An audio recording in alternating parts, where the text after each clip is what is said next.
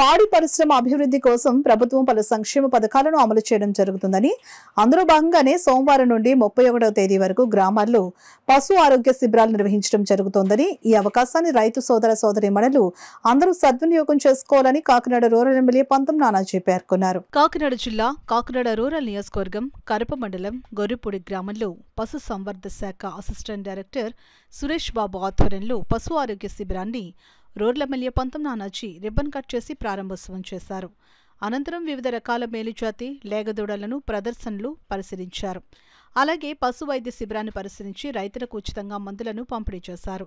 ఈ సందర్భంగా మేలుజాతి లేగదూడలను ప్రదర్శించిన రైతులకు మొదటి, ద్వితీయ, తృతీయ బహుమతులను పంపిణీ చేశారు. ఈ సందర్భంగా ఎమ్మెల్యే పంతం నానాజీ మాట్లాడుతూ పశు పోషకాలకు ఆర్థిక అభివృద్ధికి తోడ్పాటు అందించేందుకు రూరల్ నియోజకవర్గంలో పెద్ద ఎత్తున గోకులాలను నిర్మించడం జరుగుతుందని అన్నారు.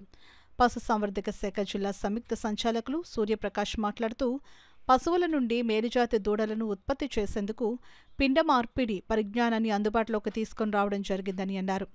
ముందుగా ఎమ్మెల్యే పంతం నానాజీ స్థానిక నాయకులు, కార్యకర్తలు కలిసి 45 లక్షలతో నూతనంగా నిర్మించిన సిమెంట్ రోడ్ను రిబ్బన్ కట్ చేసి ప్రారంభోత్సవం చేశారు. కార్యక్రమంలో ఉప సంచాలకులు డాక్టర్ అంబేద్కర్, పశు వైద్యాధికారులు రవికిరణ్, అనిల్ విల్సన్, కళ్యాణి, రాంబాబు, వెంకటేశ్వరరావు, ఎంపీడీఓ అనుపమ, అధిక సంఖ్యలో ఉమ్మడి పార్టీల సభ్యులు, కార్యకర్తలు, నాయకులు పాల్గొన్నారు.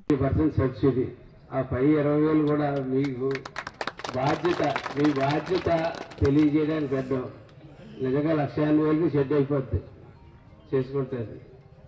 చాలామంది 1,80,000కి, 1,60,000, 1,70,000 కూడా చేసి చూపించారు.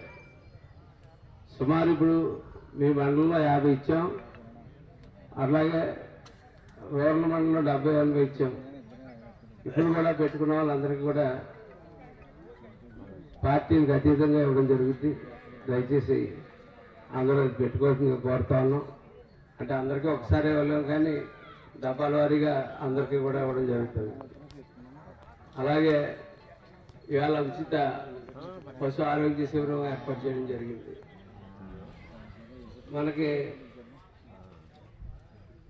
మన కళ్ళెదురుకుంటానే తూర్పుగోదావరి జిల్లా అంటే మా స్నేహితులు ఎవరన్నా హైదరాబాద్ నుంచి,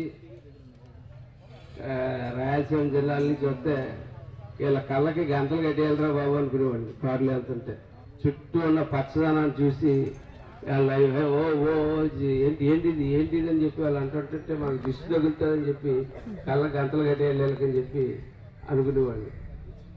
అనేక సందర్భాల్లో కె కేశవరావు కూడా చెప్పాను, సార్ మీరు 10 సార్లు వచ్చినప్పుడల్లా మా ల్యాండ్స్ని చూసి అటువంటిది ఇవాళ మన వ్యవసాయం తగ్గిపోయింది. ఇప్పుడు పశు సంపద కూడా తగ్గిపోతూ ఉంది. పశు సంపద పెంచుకోవడానికి, మన పిల్లలు ఆరోగ్యంగా ఉండడానికి, మన బతకడానికి తెల్లారులేస్తే పాలు లేనిది, కాఫీ లేనిది, టీ లేనిది, పెరుగు లేనిది, మజ్జిగ లేనిది మనం ఎవరు ఉండలేం. ఇటువంటి పరిస్థితుల్లో ఈ పశు సంపదను పెంచుకోవాలన్నటువంటి ఆలోచనతో రైతుకి పెయ్యి కాకుండా గిత్తగా కొడితే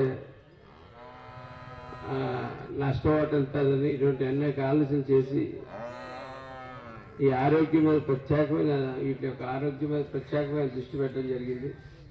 రాష్ట్ర వ్యాప్తంగా ఈ 20వ తారీఖు నుంచి స్టార్ట్ చేసుకుని 31వ తారీఖు దాకా కూడా ఈ మోగజీవుల్ని సరైన వైద్య సేవలు అందిద్దాం అన్నటువంటి ఒక ఆలోచనతో చంద్రబాబు నాయుడు గారు, పవన్ కళ్యాణ్ గారు ఒక మంచి ఆలోచన చేయడం జరిగింది.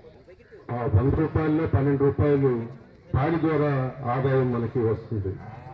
దీన్ని దృష్టిలో పెట్టుకొని మన గౌరవనీయులైన చంద్రబాబు నాయుడు గారు, ముఖ్యమంత్రి గారు, అలాగే డిప్యూటీ సీఎం గారు, అదేవిధంగా మా శాఖ మంత్రివర్యులు గౌరవనీయులు అచ్చెన్నాయుడు గారు, వీరందరూ కలిసి మనకి రైతులకు ఉపయోగకరంగా ఉండాలన్న ఉద్దేశం మీద ఈ రోజు నుంచి 20వ తారీఖు నుంచి 31వ తారీఖు వరకు పశు వైద్య శిబిరాలని కండక్ట్ చేయాల్సిందిగా వారు నిర్ణయం తీసుకోవడం జరిగింది. దానికి అనుగుణంగా పశు వైద్య శిబిరాలు ప్రతి గ్రామంలో కూడా పశువులు ఏవైతే ఉన్నాయో మొత్తం అన్ని పశువులకు కూడా వైద్యం అందించాలి. అదేవిధంగా నట్టల నివారణ పథకాన్ని సారు చేయాలని నట్టల నివారణ మొత్తం అంతా ఉన్న పశువులన్నిటికీ కూడా సుమారుగా మనకి 2,60,60,000 పశువులు మనం ఈ రోజు నుండి ప్రారంభించి 31వ తారీఖు వరకు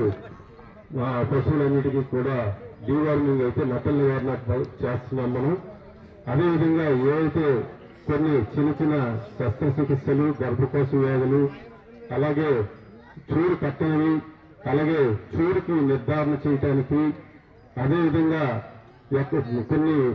కొన్ని పశువులకి చిన్న వ్యాధులు ఏవైతే ఉన్నాయో వాటన్నిటినీ కూడా ఈ రోజు ఇక్కడ చికిత్స చేయడానికి నిర్ణయించడం అయింది. ఇదే విధంగా మన జిల్లా అంతా కూడా, జిల్లా ఒకటే కాదు రాష్ట్రం అంతా కూడా మనం ఈ కార్యక్రమాన్ని మనం చేపడుతున్నాము.